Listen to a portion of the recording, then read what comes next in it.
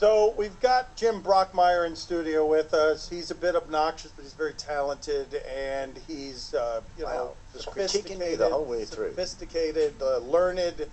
He's got feuds throughout the industry. If you're just joining us, he told the story earlier of Brent Musburger angrily taking a dump in his hotel room bed.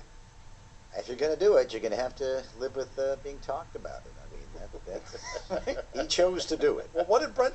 Did you find out from a verified account if that was indeed Brent Musburger giving his thoughts on the 60 Minutes interview between the president, the president of the United States? Well, he weighed in on Stormy Daniels, did he? Yeah, he did. Hold on, Brent, let me see Brent Musburger, who's got a look, man. I'll just say it. He too has a dirty side. Brent Musburger, and his dirty side is reflected in this tweet from Brent Musburger commenting on the news of the night. All right, so it's a verified account at Brent Musburger.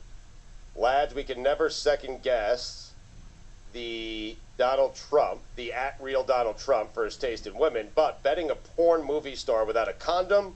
Come on, man. Musburger, working blue. See, right? Punk-ass B. You've been saying it for a long time. No, because what is that? What kind of from the mountaintop, he's pronouncing that kind of a judgment. And, I mean, what is that?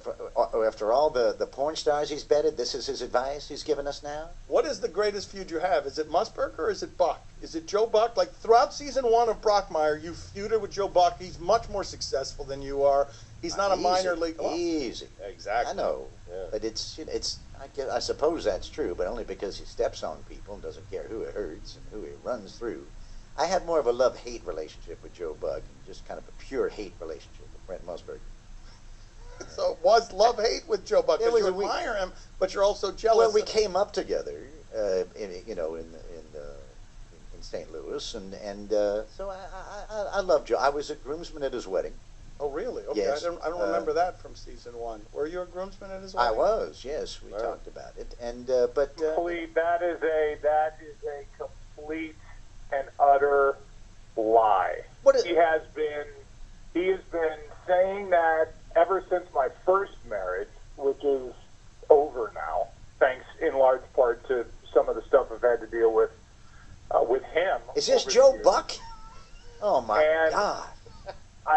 We found him at my first wedding in the bathroom, a pound of coke, and almost ended the marriage night 1, thanks to some of the stuff he did at the reception.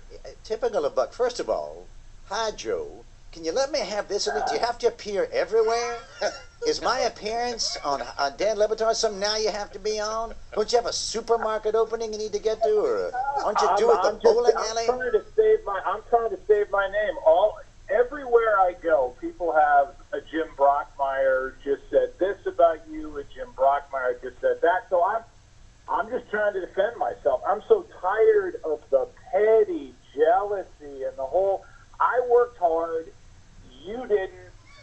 You had the meltdown. I didn't. You didn't have the drug problem? I tell you what. He's got a drug problem. I know. You didn't have the drug problem. Well, I didn't. Well, I did, but I got past it. Yeah, well, actually, I saved you. I made you, Joe Buck, because I bogarted all the drugs, and I got in a lot of trouble while you stayed sober as a judge. Do you know how many interventions I've been to for Jim? I think it's like 7. Actually, 8. You know how I remember that number? Because it's how many times you've been married. That's how I recall the number. Well, look, I am so tired. I have letters on standby that I read for his interventions as I fake tears and, oh, you're so important to us, Jim. There's not one person at one of his interventions who gives 2 craps about his health. Wow.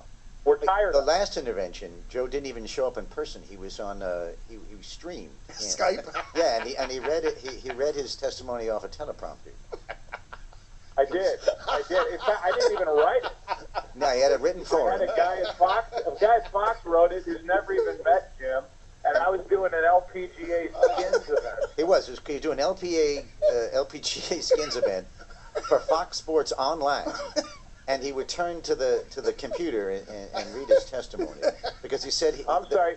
What? It was a senior skins event. It was a senior, yes. I had $200 on Barb Moxner's. That's how I remember it. And, which you still owe me.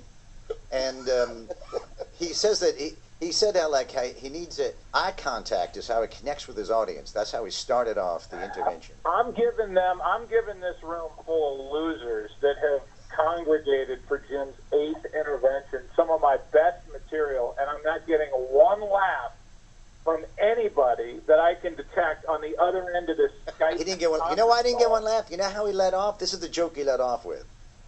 Usually people laugh at that. That's why I get paid the big Joe Bucks. That's what the big line he went with. Tell me that's not great. Yeah, that's gold, Joe.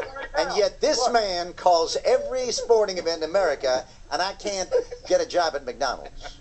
I don't understand it. Joe, when you lock a booth from the inside and don't let anybody in while the whole thing comes crashing down around you, you get what you deserve. Yeah, I did that once. You make a mockery of broadcasting like 5 times a week. I mean, congratulations on your ability to come off as a homer and a hater all at the same time to every possible team you're talking about.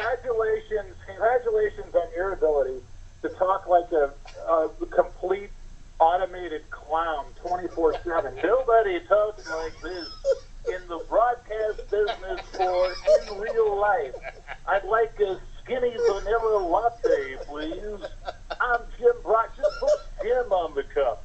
I'm Jim Brockmire. Maybe you've heard of me. Well, I worked in Omaha. Well, at least I have a normal size head, Joe Buck. I mean, like some worst nightmare, Max Headroom come to life.